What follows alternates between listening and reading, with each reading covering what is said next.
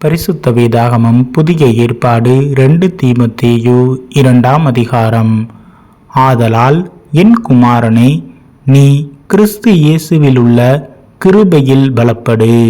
அநேக சாட்சிகளுக்கு முன்பாக நீ என்னிடத்தில் கேட்டவைகளை மற்றவர்களுக்கு போதிக்கத்தக்க உண்மையுள்ள மனுஷர்களிடத்தில் ஒப்புவி.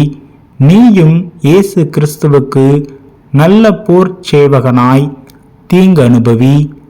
தண்டில் சேவகம் பண்ணுகிற எவனும் தன்னை சேவகம் எழுதி கொண்டவனுக்கு ஏற்றவனாய் இருக்கும்படி பிழைப்புக்கடுத்த அலுவல்களில் சிக்கிக்கொள்ள மாட்டான்.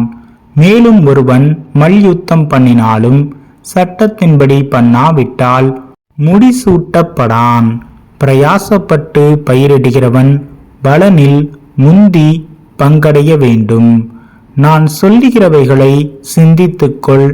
கர்த்தர் எல்லா காரியங்களிலும் உனக்கு புத்தியை தந்தருளுவார்.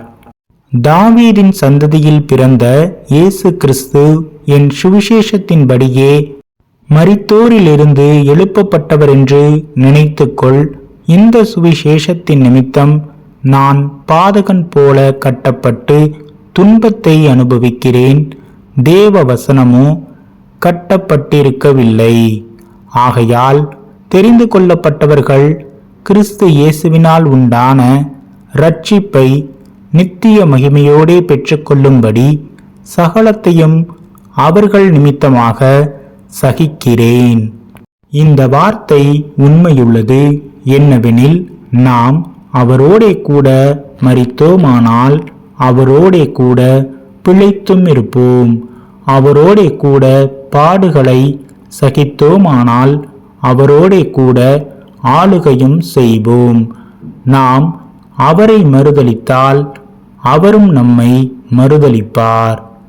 நாம் உண்மையில்லாதவர்களாயிருந்தாலும் அவர் உண்மையுள்ளவராய் இருக்கிறார். அவர் தம்மை தாம் மறுதலிக்க மாட்டார்.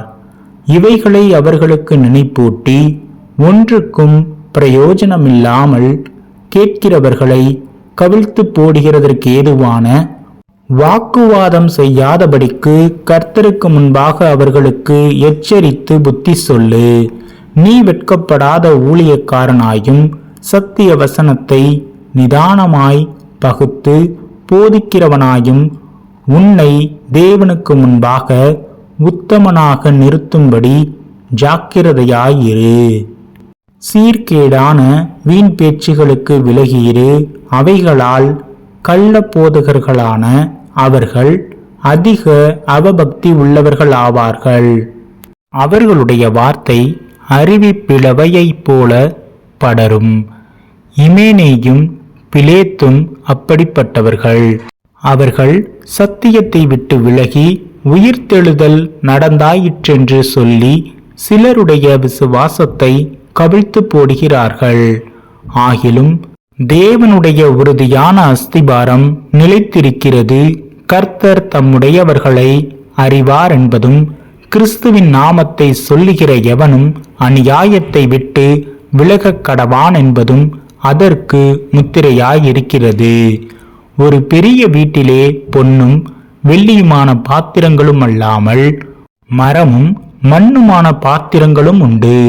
அவைகளில் சில கனத்திற்கும் சில கனவீனத்திற்கும் ஆனவைகள். ஆகையால் ஒருவன் இவைகளை விட்டு தன்னை சுத்திகரித்து கொண்டால் அவன் பரிசுத்தமாக்கப்பட்டதும் எஜமானுக்கு உபயோகமானதும் எந்த நற்கிரியைக்கும் ஆயத்தமாக்கப்பட்டதுமான கனத்திற்குரிய பாத்திரமாயிருப்பான். அன்றியும் பாலியத்துக்குரிய இச்சைகளுக்கு நீ விலகி ஓடி சுத்த இருதயத்தோடே கர்த்தரை தொழுது கொள்ளுகிறவர்களுடனே நீதியையும் விசுவாசத்தையும் அன்பையும் சமாதானத்தையும் அடையும்படி நாடு. புத்தி ஈனமும் அயுக்தமுமான தர்க்கங்கள் சண்டைகளை பிறப்பிக்குமென்று அறிந்து அவைகளுக்கு விலகியிரு. கர்த்தருடைய ஊழியக்காரன் சண்டை பண்ணுகிறவனாயிராமல் எல்லாரிடத்திலும் சாந்தமுள்ளவனும் போதக சமர்த்தனும் தீமையை சகிக்கிறவனுமாயிருக்க வேண்டும்.